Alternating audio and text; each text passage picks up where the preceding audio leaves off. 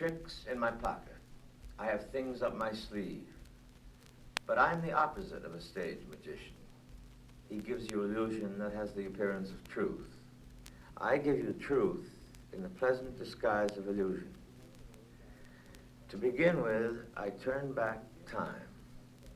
I reverse it to that quaint period of the 30s, when the huge middle class of America was matriculating in a school for the blind. Their eyes had failed them, or they had failed their eyes. And so they were having their fingers pressed forcefully down on the fiery Braille alphabet of a dissolving economy. In Spain, there was revolution. Here, there was only shouting and confusion. In Spain, there was Guernica. Here, there were disturbances of labor, sometimes pretty violent, in otherwise peaceful cities such as Chicago, Cleveland, St. Louis. This is the social background of the play. The play is memory. Being a memory play, it is dimly lighted, it is sentimental, it is not realistic. In memory, everything seems to happen to music. I am the narrator of the play and also a character in it. The other characters are my mother, Amanda, my sister, Laura, and the gentleman caller who appears in the final scenes. He is the most realistic character in the play, being an emissary from a world of reality that we were somehow set apart from. But since I have a poet's weakness for symbols, I'm using this character also as a symbol. He is the long-delayed but always expected something that we live for. There is a fifth character in the play who doesn't appear except in this larger-than-life-size photograph over the mantel. This is our father who left us a long time ago. He was a telephone man who fell in love with long distance. He gave up his job with the telephone company and skipped the light fantastic out of town. The last we heard of him was a picture postcard from Mazatlan on the Pacific coast of Mexico, containing a message of 2 words, hello, goodbye, and no address. I think the rest of the play will explain itself. Tom? Tom? Yes, Mother? We can't say grace until you come to the table. I'm coming.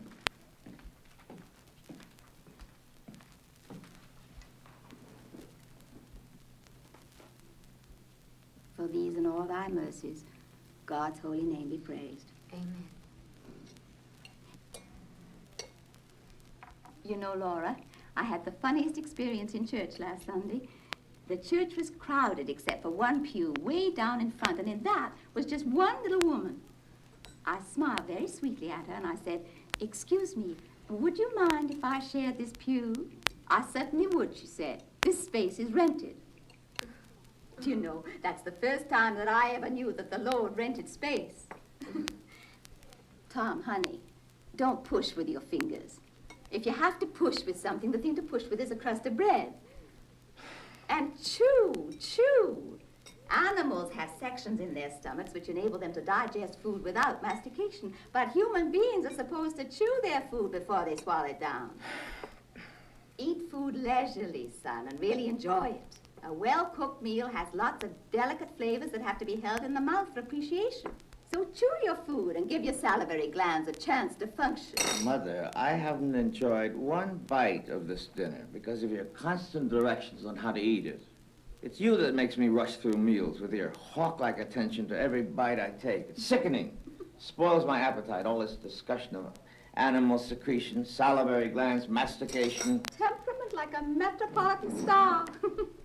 You're not excused from the table. I'm getting a cigarette. You smoke too much. I'll bring in the coffee. No, sister. No, sister. You be the lady this time. I'll be the doc. I'm already up. Resume your seat, little sister.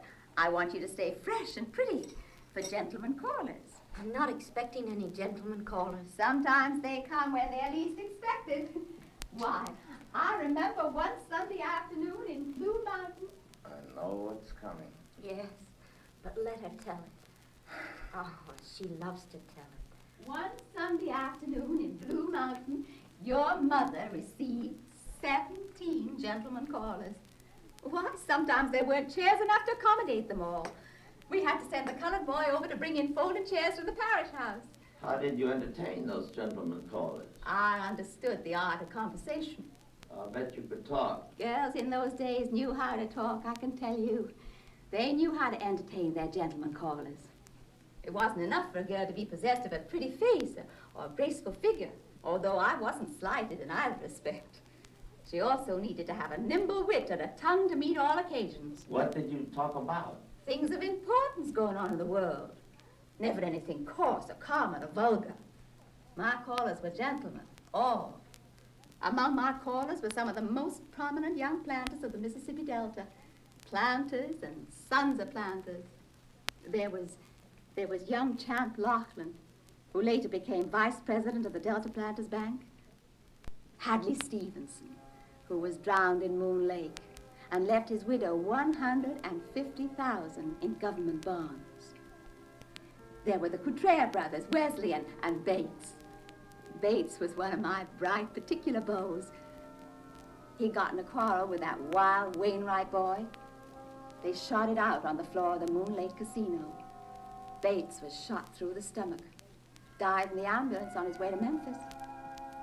His widow was also well provided for, came into 8,000 or 10,000 acres, that's all. She married him on the rebound, never loved her. Carried my picture on him the night he died. And there was that boy that every girl in the Delta had set her cap for, that beautiful, brilliant young Fitzhugh boy from Greene County. What did he leave his widow? He never married. Oh, gracious, you talk as though all of my old admirers had turned up their toes to the daisies. Isn't this the first you've mentioned that still survives? That Fitzhugh boy went north and made a fortune. Came to be known as the Wolf of Wall Street. He had the Midas touch. Whatever he touched turned to gold. And I could have been Mrs. Duncan J. Fitzhugh, mind you. But what did I do? I just went out of my way and picked your father. Mother, let me clear the table. Oh, no, dear, no. You go in front and study your typewriter chart. Or practice your shorthand a little. Stay fresh and pretty. It's almost time for our gentlemen callers to start arriving. How many do you suppose we're going to entertain this afternoon? I don't believe we're going to receive any, Mother. What? No one? Not one? Oh, you must be joking. Not one gentleman caller? Oh, it can't be true. There must be a flood. There must have been a tornado. It isn't a flood. It's not a tornado, Mother. I'm just not popular like you were in Blue Mountain. Mother's afraid I'm going to be an old maid.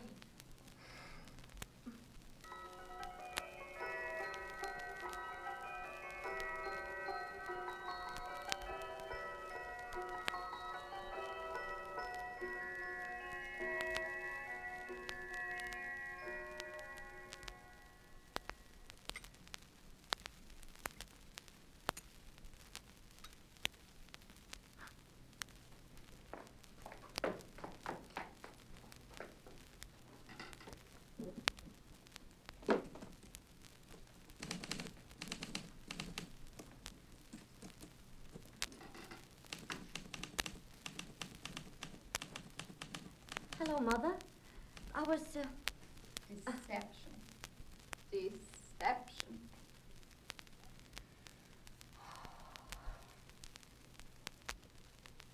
How was the DAR meeting?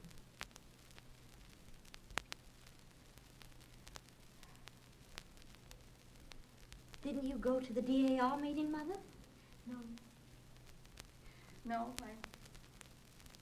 I did not have the strength to go to the DAR. In fact, I did not have the courage. I wanted to find a hole in the ground and hide myself in it forever.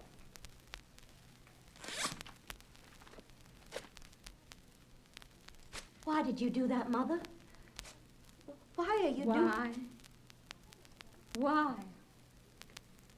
How old are you, Laura? Mother, you know my age. I thought you were an adult. It seems that I was mistaken. Please don't stare at me, Mother. What are we going to do? What is going to become of us? What is the future? something happen, Mother? Mother, has something happened? I'll be all right in a minute. I'm just bewildered by life. Mother, I wish you'd tell me what's happened. As you know, I was supposed to be inducted into my office at the DAR this afternoon, but I stopped off at Rubicamp's Business College to speak to your teachers about your having a cold and ask them what progress they thought you were making down there. Oh. I went to the typing instructor and I introduced myself as your mother. She didn't know who you were. Wingfield, she said, we don't have any such student enrolled in the school. Well, I assured her she did, that you've been going to classes since early in January. I wonder, she said, if you could be talking about that terribly shy little girl who dropped out of school after only a few days' attendance. No, I said, no. Laura, my daughter, has been going to school every day for the past 6 weeks. Excuse me, she said. And she took out the attendance book, and there was your name, unmistakably printed, and all the dates you were absent until they decided you dropped out of school. I still said, no, there must be some mistake. There must have been some mix-up in the records. And she said, no, I remember her perfectly now. Her hand shook so that she couldn't hit the right keys. First time we gave her a speed test, she broke down completely, was sick at the stomach and almost had to be carried into the washroom. After that morning, she never showed up anymore. We phoned the house, but never got any answer. While I was working at Famous and Bar, I suppose, demonstrating those... Oh! I felt so weak, I could barely keep on my feet. I had to sit down while they got me a glass of water. $50 tuition. All our plans, my hopes and ambitions for you just gone up the spout. Just gone up the spout like that.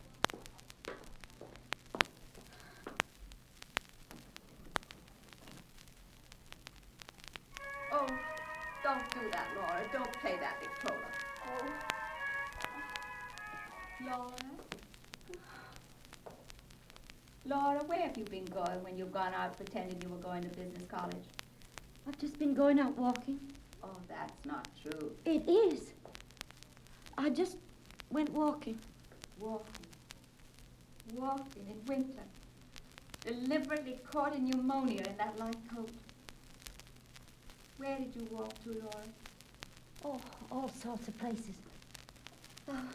Mostly in the park. Even after you started catching that cold.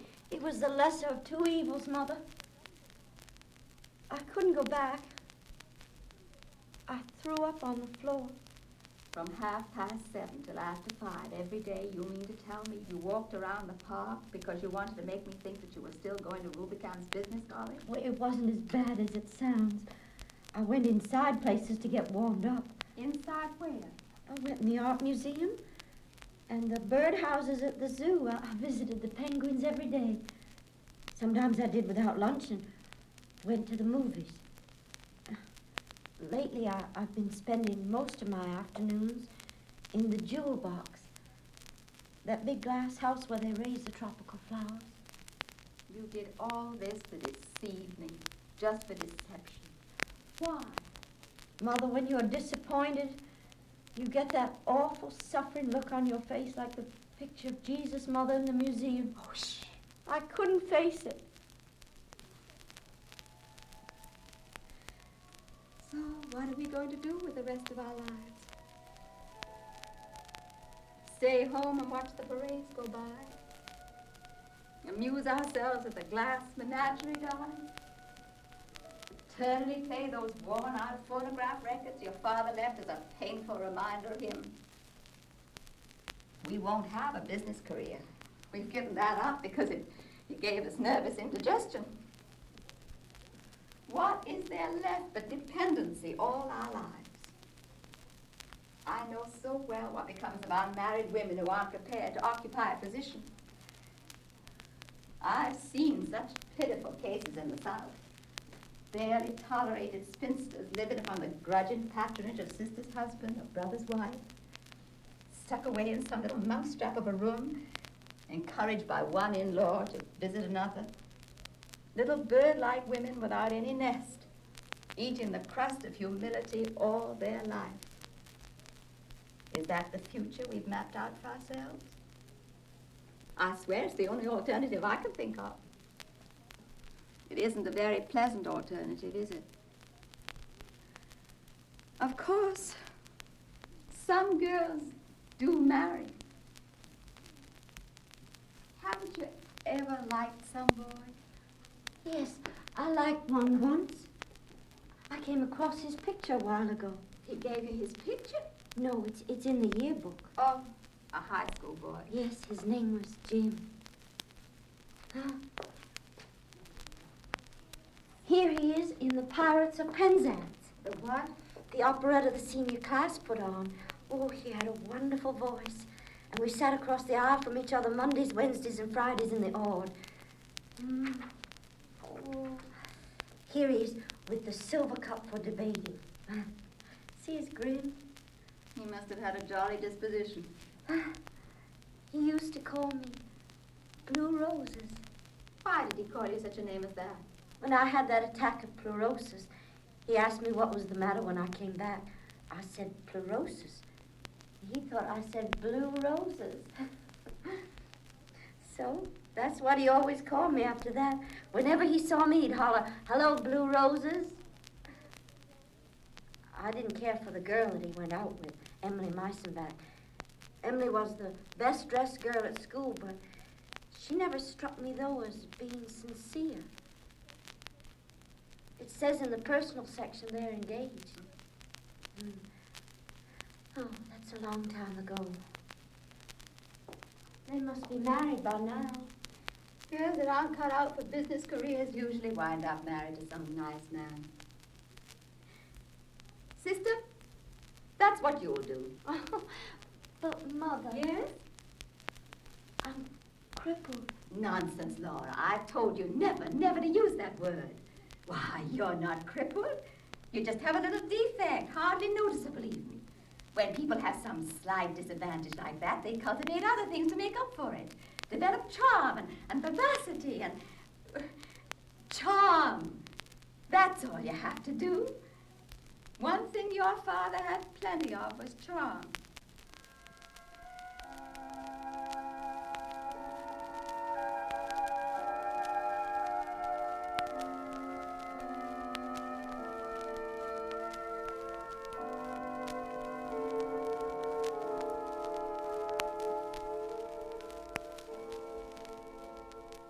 After the fiasco at Rubicum's Business College, the idea of getting a gentleman caller for Laura began to play a more and more important part in Mother's calculations.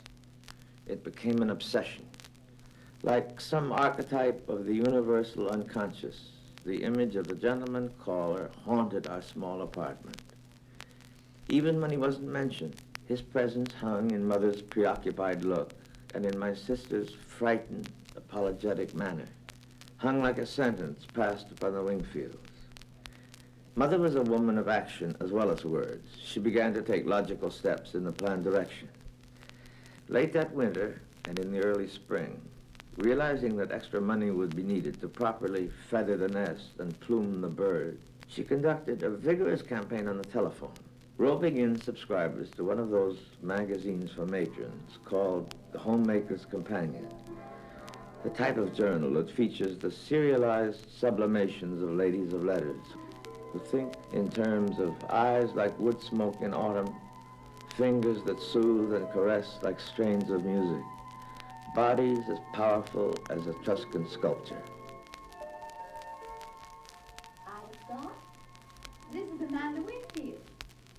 We missed you at the PAR meeting last Monday. I said to myself, she's probably suffering with that sinus condition. How is that sinus condition? Oh, Holly, heaven mercy. You're a Christian martyr, that's what you are. You're a Christian martyr. Well, I just now happened to notice that your subscription to the Companion's about to expire. Yes, it expires at the next issue, honey. Just when that wonderful new serial by Bessie May Hopper's getting off to such an exciting start. Oh, honey, it's something that you can't miss. You remember how Gone with the Wind took everybody by storm? Well, you simply couldn't go out if you hadn't read it. All everybody talked about was Scarlett O'Hara. Well, this is a book that critics already compare to Gone with the Wind. It's the Gone with the Wind of the post-World War generation. What? Burning? Oh, honey, don't let them burn. You go take a look in the oven and I'll hold... Oh, heavens, I think she's hung up. Oh, Tom. Tom, do you know what she did? She hung up on me. Mother, Tom's trying to write. Oh, so he is. So he is. Why can't you sit up straight? Mother, please go busy yourself with something else. I'm trying to write. Now, I've seen a medical chart, and I know what that position does to your internal organs. Now, you sit up and I'll show you. What in Christ's name am I supposed to do? Don't you use that tone with me. Not in my house. What's the matter with you? Have you gone out of your senses? I have. That's true. Driven out. What's the matter with you, you big idiot? Look, I've got no single thing Lower your voice. in my life that I can call my own. Stop that shouting. Yesterday, you confiscated my books. You had the nerve. I took that horrible novel back to the library, yes. That hideous book by that insane Mr. Lawrence. I cannot control the output of diseased minds or people who cater to them, but I won't allow such filth brought into my house. No, no, no, no, no.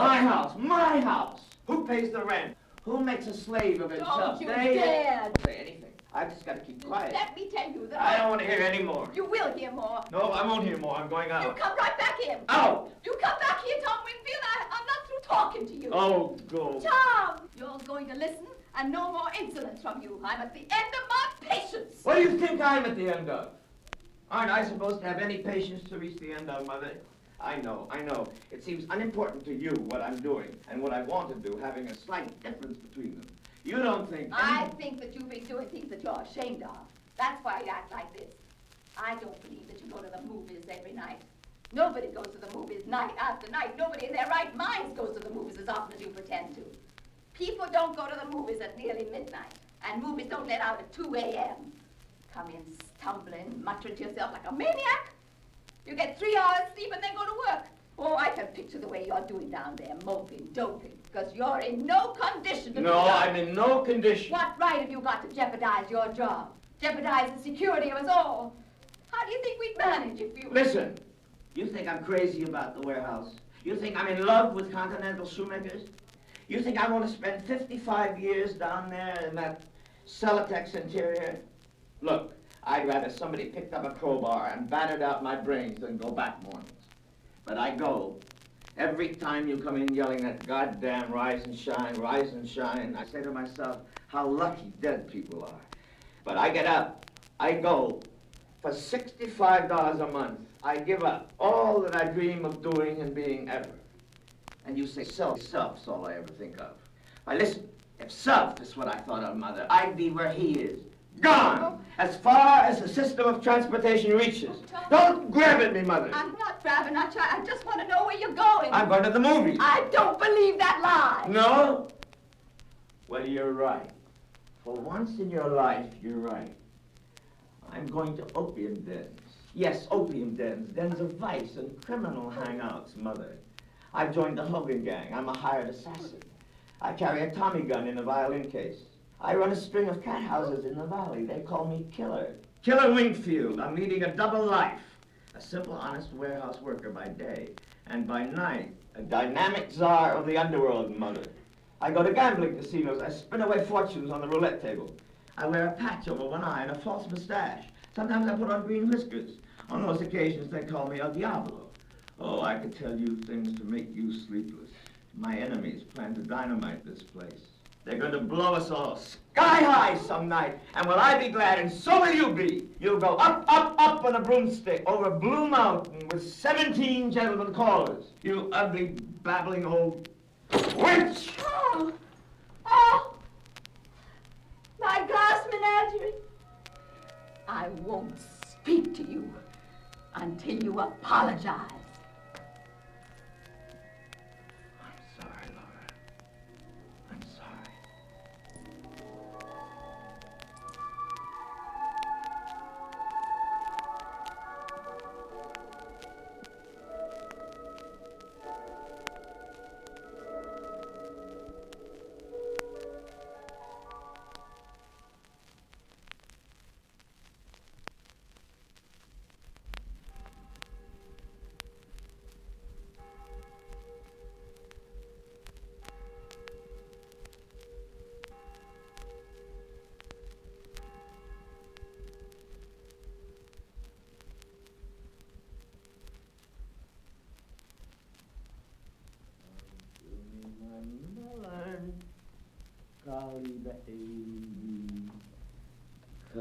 up and don't be blue.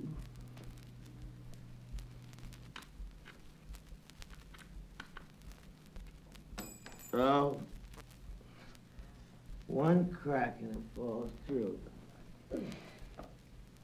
Key, dear, where are you?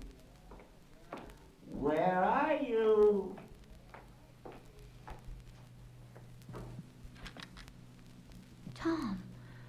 Tom, what are you doing?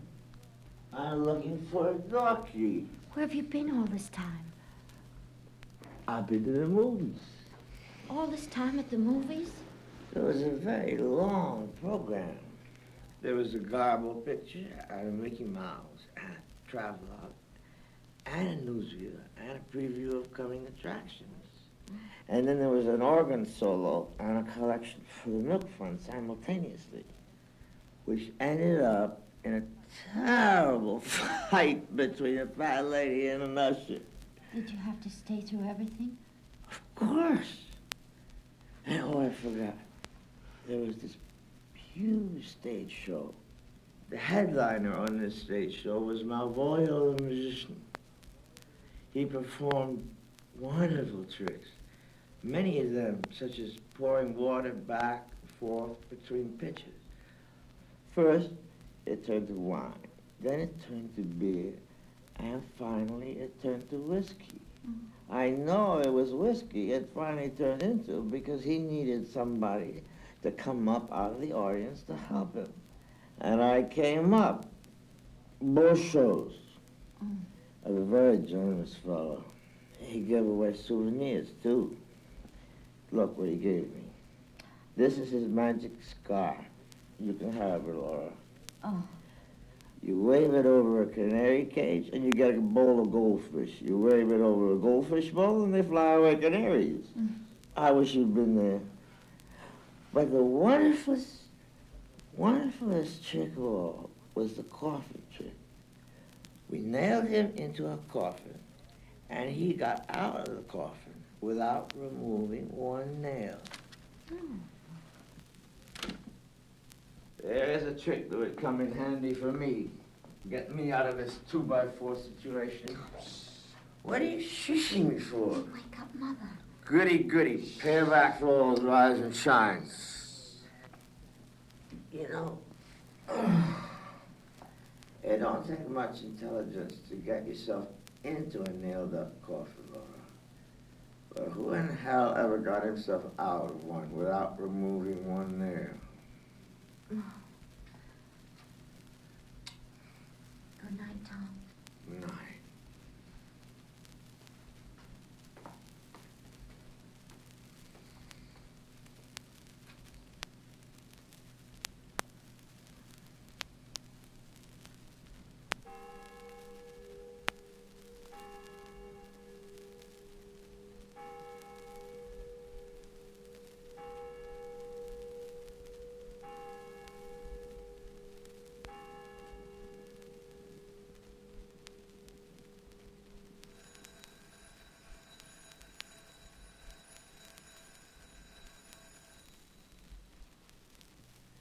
Rise and shine, rise and shine.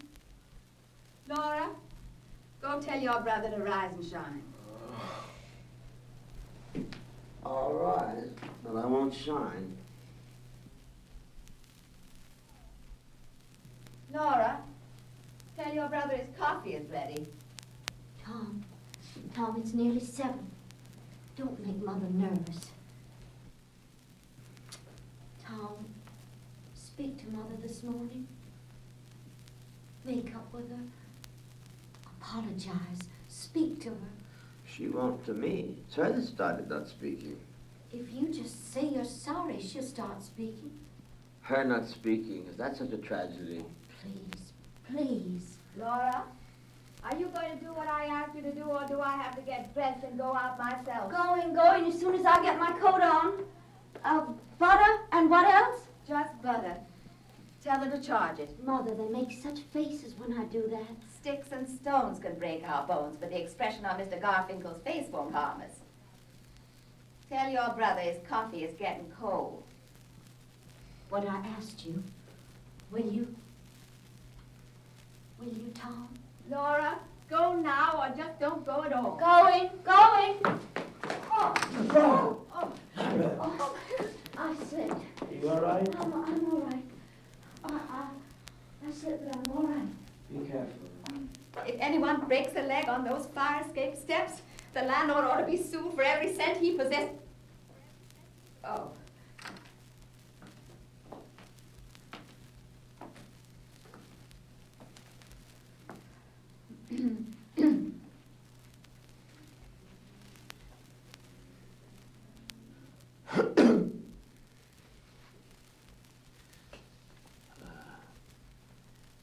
Mother, I apologize, Mother.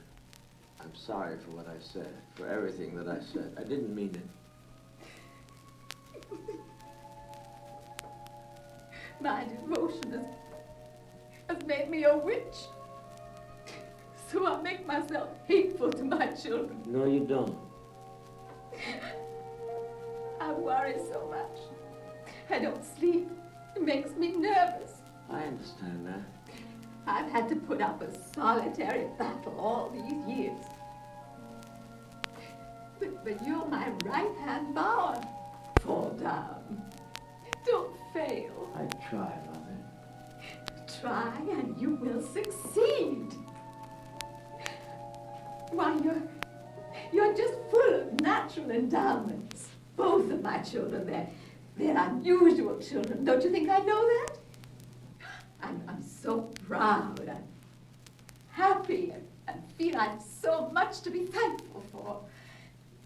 But promise me one thing, son. What, Mother? Promise, son, you'll never be a drunkard. I never will be a drunkard, Mother. Oh, that's what frightened me so, that you'll be drinking. Eat a bowl of Purina. Just coffee, Mother. Shredded wheat biscuit? No, Mother, just coffee. You can't put in a day's work on an empty stomach. You've got 10 minutes, don't gulp. Drinking too hot liquids makes cancer of the stomach. Put cream in. No, thank to you. cool it. No, I want it black. I know, but it's not good for you. We have to do all that we can to build ourselves up. In these trying times we live in, all we have to cling to is each other. That's why it's so important to... Tom, I sent out your sister so I could discuss something with you. If you hadn't spoken, I would have spoken to you. What is it, Mother, that you want to discuss? Laura. Oh? You know how Laura is, so quiet. But still water runs deep. She notices things, and I think she broods about them. A few days ago, I came in and she was crying. What about? You. Me? She has an idea that you're not happy here. What gave her that idea? What gives her any idea? However, you do act strangely. I'm not criticizing, understand that. I know your ambitions do not lie in the warehouse. That like everybody else in the whole world, you've had to make sacrifices. But Tom, life's not easy. It calls for Spartan endurance. Oh, there's so much in my heart I cannot describe to you. I've never told you, but I loved your father. I know that, Mother. And you, when I see you taking after his ways, staying out late, and, well, you had been drinking that night you were in that terrifying condition. Laura says you hate the apartment and that you go out nights to get away from it. Is that true, Tom? Mother, you say there's so much in your heart that you can't describe to me. That's true of me, too. There's so much in my heart that I can't describe to you. So let's respect But each why? other. Why, Tom? Why are you so restless? Where do you go nights? I go to the movies. Why do you go to the movies so much, Tom? I go to the movies because I like adventure. Adventure is something I don't have much of at work, so I go to the movies. But, Tom, you go to the movies entirely too much. I like a lot of adventure. Most young men find adventure in their careers. Then most young men are not employed in a warehouse. The world is full of young men employed in warehouses and offices and factories. Do all of them find adventure in their careers? They do or they do without it. Not everybody has a craze for adventure. Mother, man is by instinct a lover, a hunter, a fighter. And none of those instincts are given much play at the warehouse. Man is by instinct. Don't quote instinct to me. Instinct is something that people have got away from. It belongs to animals. Christian adults don't want it. What do Christian adults want then, Mother? Superior things, things of the mind and the spirit. Only animals have to satisfy instincts. Surely your aims are somewhat higher than theirs, than monkeys, pigs. I reckon they're not. Oh, you're joking. However, that isn't what I wanted to discuss. I haven't much time. Oh, come back and sit down. You want me to punch in red at the warehouse, Mother? You have 5 minutes. I want to talk about Laura. All right. What about Laura? We have to be making some plans and provisions for her. She's older than you, 2 years, and nothing has happened. She just drifts along doing nothing. It frightens me terribly the way she just drifts along. I guess she's the type that people call homegirls. There's no such type. And if there is, it's a pity. That is, unless the home is hers with a husband. Mother. Oh, I can see the handwriting on the wall as plain as I see the nose in front of my face. It's terrifying. More and more you remind me of your father. He was out all hours without goodbye, and me with a bag to hold. I saw that letter you got from the Merchant Marine. I know what you're dreaming of. I'm not standing here blindfolded. Very well, then do it. But not until there's somebody to take your place. What do you mean? I mean that as soon as Laura's got somebody to take care of her, married, a home of her own, independent, why, then you'll be free to go wherever you please, on land, on sea, whichever way the wind blows you. But until that time, you've got to look out for your sister. I don't say me because I'm old and I don't matter. I say for your sister because she's young and dependent. I put her into business college, a dismal failure. Frightened her so, it made her sick at the stomach. I took her over to the Young People's League at the church, another fiasco. She spoke to nobody, nobody spoke to her. Now all she does is fool with those pieces of glass and play those worn-out records. What kind of a life is that for a girl to lead? What can I do about it? Overcome selfishness. Self is all you ever think of. Oh, sure. Self. Oh, where's your muffler? Put your wool muffler on. Tom, I haven't said what I had in mind to ask you. I'll be late. No, down in the warehouse. Aren't there some nice young men? No. Well, there must be some. Mother. Find out one that's clean living, doesn't drink, and ask him out for sister. What? For sister, to meet, to get acquainted. Will you? Will you? Will you? Will you, dear? Yes.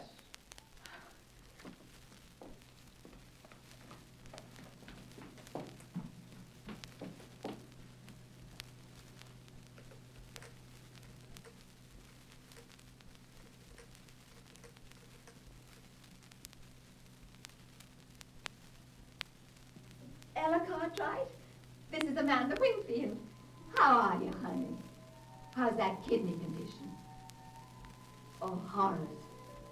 You're a Christian martyr. Yes, honey, that's what you are. You're a Christian martyr. Well, I just now happened to notice in my little red book that your subscription to the Companion has just run out. Well, I knew you wouldn't want to miss out on that wonderful serial starting in this new issue. It's by Bessie May Hopper, the first thing she's written since Honeymoon for Three. What's the matter, Ella? You sound so mad. Oh, because it's 7 o'clock in the morning. Oh, Ella, I forgot that you never got up until 9. I forgot that anybody in the world was allowed to sleep as late as that. I can't say any more than I'm sorry, can I? Oh, you will? You're going to take that subscription from me anyhow? Well, bless you. Bless you, Ella. Bless you, bless you.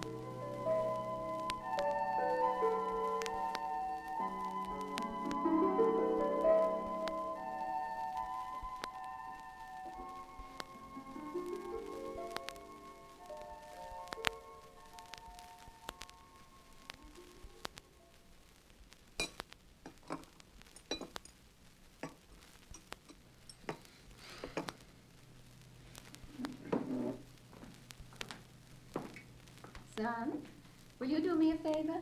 What? Comb your hair. You look so pretty when your hair's combed. There is only one respect in which I'd like you to emulate your father. What respect is that? The care he always took of his appearance. He never allowed himself to look untidy. Where are you going? I'm going out to smoke. You smoke too much. A pack a day at 15 cents a pack. How much would that amount to in a month? 30 times 15 is, how much, Tom? Figure it out and you will be astounded at what you could save. Enough to give you a night school course in accounting at Washington U. Just think what a wonderful thing that would be for you, son. I'd rather smoke. I know. That's the tragedy of it.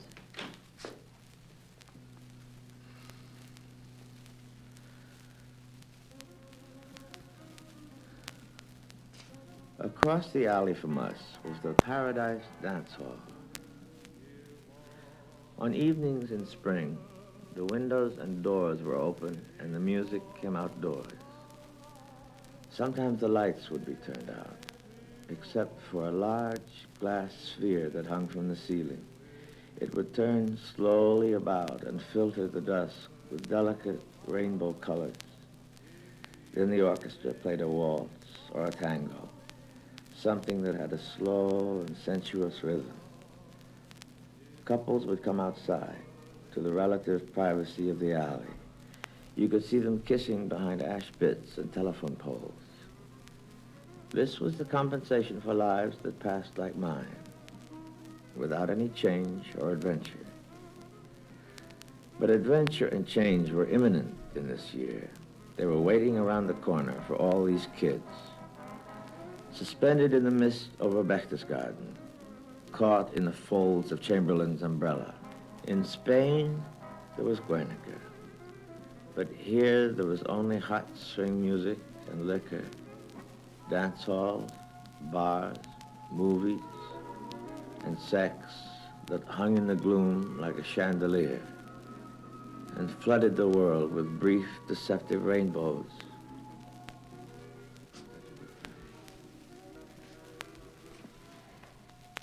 A fire escape landing's a poor excuse for a porch.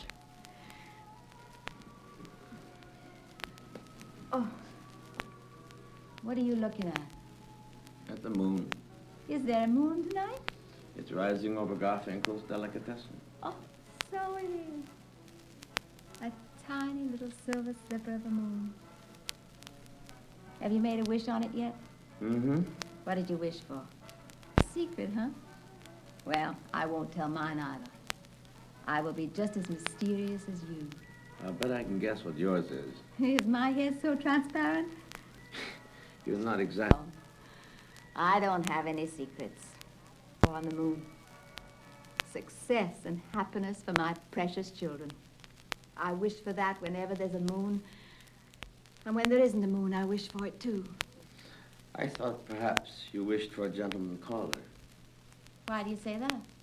Don't you remember asking me to fetch one? I remember suggesting it would be nice for your sister if you brought home some nice young man from the warehouse.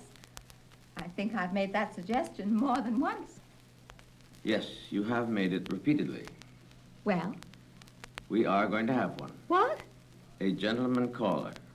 You mean you've asked some nice young man to come over? Yep, I asked him to dinner. You really did? I did. You did? And did he accept? He did. Well, that's lovely. I thought you would be pleased. It's definite then. Very definite. Soon? Very soon. Oh, for heaven's sake, stop putting on and tell me some things, will you?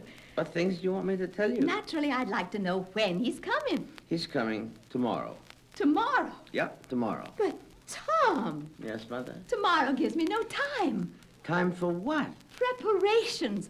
Why didn't you phone me at once, as soon as you asked him, the minute he accepted? Then, don't you see, I could have been getting ready. You don't have to make any fuss. Oh, Tom, of course I have to make a fuss.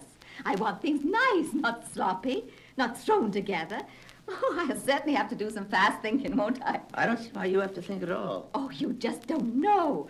We can't have a gentleman caller in a pigsty. All my wedding silver has to be polished. The monogram table linen ought to be laundered. The windows have to be washed and fresh curtains put up. And how about clothes? We have to wear something, don't we? Mother, this boy is no one to make a fuss over. Do you realize he's the first young man we've introduced to your sister? Tom, come inside. What for? I want to ask you some things. If you're going to make such a fuss, I'll call it off. I'll tell him not to come. You certainly won't do anything of the kind. Nothing offends people worse than broken engagements. It simply means I'll have to work like a Turk. We won't be brilliant, but we will pass inspection. Come on inside. Sit down. Any particular place you would like me to sit? Oh, thank heavens I've got that new sofa. I'm also making payments on a floor lamp. I'll have that sent out. And put on the chintz covers. That'll brighten things up. Of course, I hope to have these walls repapered. What's the young man's name? His name is O'Connor. O'Connor. That means fish. Tomorrow's Friday. I'll have that salmon loaf with turkey's dressing. What does he do? He works at the warehouse? Of course. How else would I make it? Tom, he doesn't drink. Why do you ask me that? Your father did. Don't get started on that. Ah, he does drink then. Not that I know of. Make sure, be certain. The last thing I want for my daughter is a boy who drinks. Aren't you being a little premature? Mr. O'Connor has not yet appeared on the scene. But will tomorrow to meet your sister. And what do I know about his character? Nothing. Old maids are better off than wives of drunkards. Oh, my God. Be still. Mother, lots of fellows meet girls whom they don't marry. Oh, talk sensibly, Tom, and don't be sarcastic. What are you doing? I'm brushing that cowlick down. What is this young man's position at the warehouse? This young man's position is that of a shipping clerk, Mother. Sounds to me like a fairly responsible job. The sort of job you'd be in if you had more get-up. What's his salary? Have you any idea? I would judge it to be approximately $85 a month. Well, not princely, but... 20 more than I make. Yes, how well I know. But for a family man, $85 a month is not much more than you can just get by on. Yes, but Mr. O'Connor is not a family man. He might be, mightn't he, sometime in the future? I see. Plans and provisions. You are the only young man that I know of who ignores the fact that the future becomes the present the past, and the past turns into everlasting regret if you don't plan for it. I shall think that over and see what I can make of it. Don't be supercilious with your mother. Tell me more about this, what do you call him? Mr. O'Connor? He must have some other name besides Mr. O'Connor. His full name is James D. O'Connor. The D is for Delaney. Irish on both sides. Gracious. And doesn't drink? I'll call him up and ask him. No. Tom! I'll simply call him up and tell him you want to know if he drinks. No, you can't do that. You have to be discreet about that subject. When I was a girl in Blue Mountain and it was suspected that a young man drank, the girl whose attentions he'd been receiving, if any girl was, would sometimes speak to the minister of his church. Or rather, her father would if her father was living, and sort of feel him out on the young man's character. That's the way that such things are discreetly handled to keep a young woman from making a tragic mistake. Then how did you happen to make a tragic mistake? That innocent look of your father's had everybody fooled. He smiled, the world was enchanted. No girl can do worse than put herself at the mercy of a handsome appearance. I hope that Mr. O'Connor is not too good looking. No, he's not too good looking.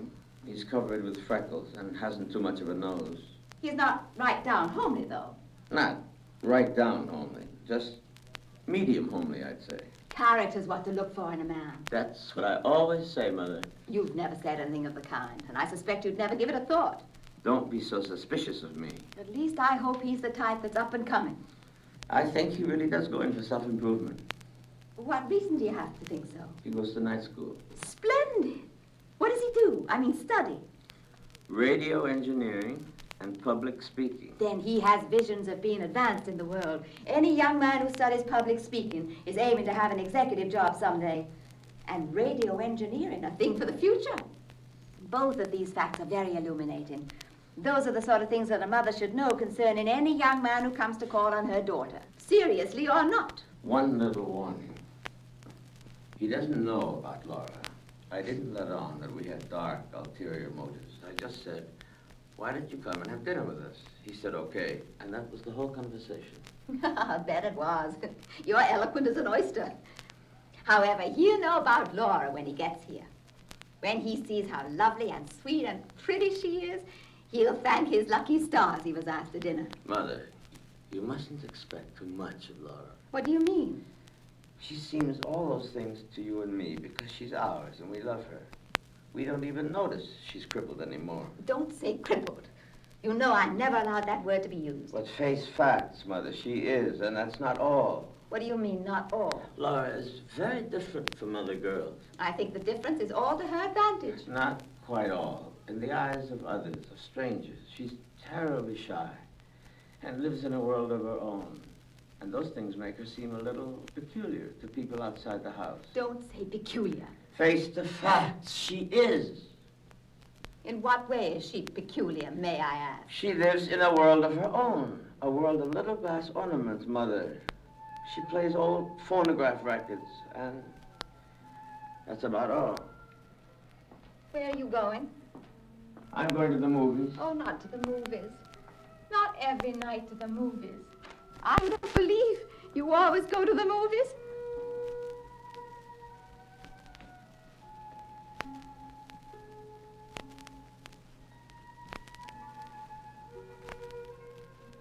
Laura? Laura? Yes, Mother. Let those dishes go and come in front.